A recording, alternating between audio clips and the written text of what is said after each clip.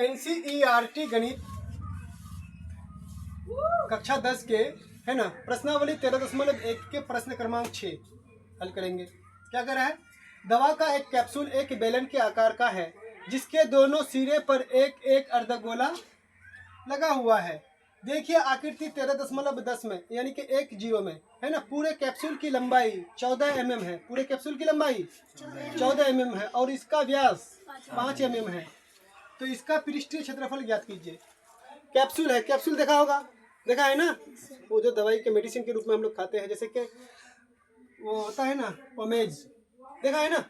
जैसे कि हम आपको देखो इस तरीके से कैप्सूल होता है ना, क्या जी, ऐसे ही कैप्सूल होता है। इसकी टोटल लंबाई 14 mm।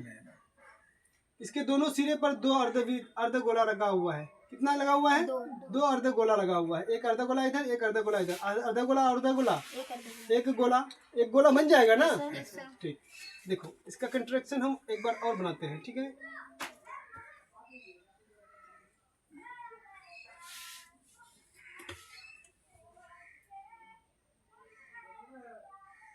देखो बाबू, मेंसुरेशन कंट्रैक्शन पर ही डिपेंड है, ठीक है। अगर आप यहाँ पर इसको सही से समझ जाओगे तो बनाना बहुत आसान हो जाएगा, ठीक है। एक अर्धगोला हो गया,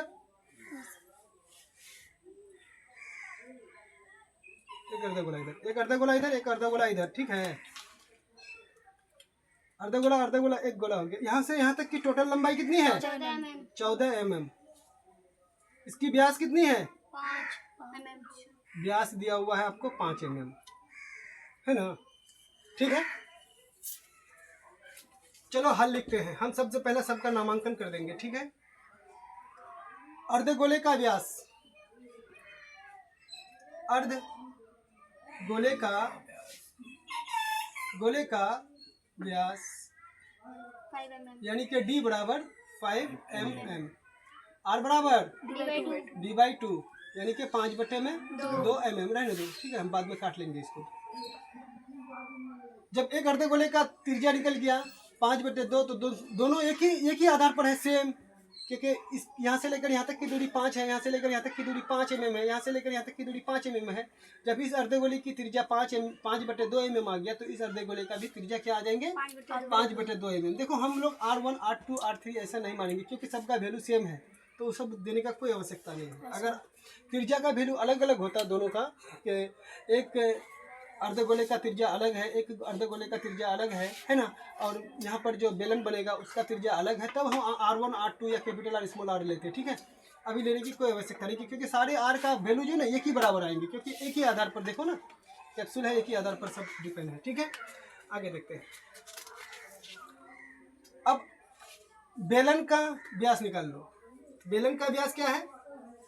बेलन का व्यास D बराबर 5 mm, है ना। ये बेलन के लिए भी हो जाएंगे वही, है ना, इसलिए R बराबर D/2 तो 5/2 mm। अर्धगोले के लिए भी 5/2 mm त्रिज्या और बेलन के लिए भी 5/2 mm त्रिज्या, ठीक है। आगे देखो कह क्या रहा है? इसका पृष्ठीय क्षेत्रफल ज्ञात कीजिए। किसका? कैप्सूल का। कैप्सूल का पृष्ठीय क्षेत्रफल ज्ञात करना है। अब देखो क्या करना है, देखो यहाँ से लेकर यहाँ तक त्रिज्या कितना आ गया? 5/2। और यहाँ से लेकर यहाँ तक त्रिज्या कितना आ गया? 5/2। 5/2 का वैल्यू कितना होगा? 2.5। यहाँ से भी 2.5 और 2.5 कितना हो जाएंगे? 5 यानी कि टोटल लंबाई कितनी है? 14। तो बेलन की ऊंचाई कितनी हो जाएगी? बेलन की ऊंचाई समझो यहाँ पर बात को, ऊंचाई बराबर 14 माइनस कितना, अढ़ाई इधर अढ़ाई उधर 5, है ना, -5 बराबर 9 mm। भाषा में समझ जाओ यहाँ पर, है ना, इसलिए H बराबर कितना हो गया? 9 mm। अब क्या कर रहा है? इसका पृष्ठ क्षेत्रफल, कुछ नहीं, पृष्ठ क्षेत्रफल निकाल लो, है ना। किसका? बेलनाकार कैप्सूल का। बेलनाकार कैप्सूल का पृष्ठीय क्षेत्रफल बराबर क्या होगा? 2 अर्धगोले का पृष्ठीय क्षेत्रफल। 2 अर्धगोला है तो एक गोला हो जाएगा, तो लिखो 2 अर्धगोले का पृष्ठीय क्षेत्रफल। 2 अर्ध गोले का पृष्ठीय क्षेत्रफल प्लस बेलन का वक्र पृष्ठीय क्षेत्रफल, बेलन का वक्र पृष्ठीय क्षेत्रफल। दो अर्धगोले का यानी कि दो अर्धगोले का पृष्ठीय क्षेत्रफल क्या होगा? 2 into 2 pi r square plus बेलन का वक्र पृष्ठीय क्षेत्रफल 2 पाई आर एच, है ना। देखो 2 दूना 4 pi r square plus 2 pi r h. देखो पाई आर स्क्वायर इधर है, पाई आर इधर भी है ना। कॉमन ले लेंगे, दो पाई को हम कॉमन ले लेंगे, 2 पाई आर को हम कॉमन ले लिए, ठीक है। तो 2 आर प्लस एच, देखो तो 2 पाई आर को 2 आर से गुना करेंगे तो 2 दूना 4 पाई आर स्क्वायर, और 2 पाई आर को अगर एच से गुना कर देंगे 2 पाई आर एच। होगा कि नहीं? बिल्कुल होगा। देखो 2 की जगह 2 रखो, वैल्यू बैठा तो 22, पाई का वैल्यू 22/7 आप सबको पता है, आर का वैल्यू 5/2, 2 इंटू आर का value 5/2 into H plus H का वैल्यू 9, है ना।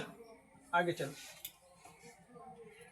देखो इसको पहले यहाँ काट देते हैं, ऊपर 2 नीचे 2 कैंसिल, ऊपर 2 नीचे 2 कैंसिल, 22 5 है 110। देखो यहाँ नीचे जगह कम खाली है ना, इसलिए जगह नहीं है, इसके कारण हम यहाँ बना रहे हैं।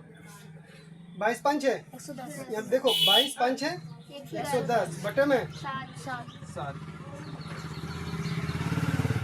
5 और 9 14 mm स्क्वायर क्षेत्रफल है, इसलिए mm स्क्वायर ना आएगा, ठीक है।